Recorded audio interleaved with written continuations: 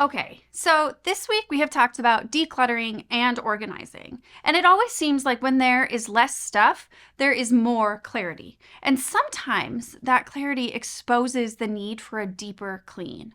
You know, the one where you kind of roll up your sleeves, move furniture, scrub floors, and attack every nook and cranny. The dust bunnies are kind of let out of their cages without all the clutter to contain them, and with the counter cleared off, the leftover crumbs are sort of brought to light. Whatever it is, I think the same happens with our hearts and our souls. When we start to clear out some of the mess, we can start to wonder about the cause of the mess in the first place. What dust bunnies are we hiding in our corners? Maybe it's self-doubt. Maybe it's comparison. Maybe it's fear of failure. Now is the time to put in the work and do a deep clean on our hearts.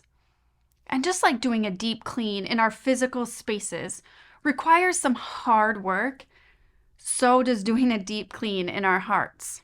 Cleaning away dirt and grime isn't glamorous. It often involves getting down on our hands and knees and scrubbing away the grime that has built up over time. And similarly, in our spiritual lives, we may need to get down to the nitty-gritty of addressing issues that we've been avoiding or neglecting.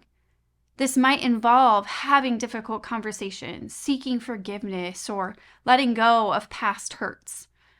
And before we can begin deep cleaning, we need to take stock of the mess.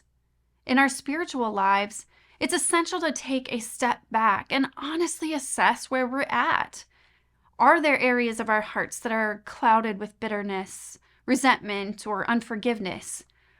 Are there habits or behaviors that are holding us back from growing closer to God? Taking inventory, it allows us to identify areas in need of attention, and it isn't easy to confront the things that have been weighing us down or to make changes in our habits and attitudes. But it is essential to make room for joy and peace and freedom. There's a chapter in the book of Matthew that talks about hypocrisy. And at one point, he scolds a Pharisee saying, "Clean the inside of the cup first, and then the outside will also be clean." And I think it speaks to this thought that most of us go about life kind of keeping everything on our outsides clean. We come to work showered and looking nice. We do everything we can so that no one will see the mess that sometimes lurks under our appearances. No one will see the strained marriage. No one will see the arduous financial situation. Sometimes we keep up our appearances on the outside so we don't have to admit the difficulties we're facing. If everything looks okay, then everything must be okay, right? But sometimes we have to admit it's not okay and then get to doing the work. The ultimate goal of deep cleaning our homes is to create a space that feels fresh and renewed and inviting. So when we deep clean our spiritual lives, we create a space for renewal and transformation. As we let go of the things that weigh us down and draw closer to God, we experience a sense of freedom and peace and a joy that can only come from Him. So friends, as you go about your daily lives, I want you to remember the importance of doing a deep clean, not just of our homes, but of our hearts and souls.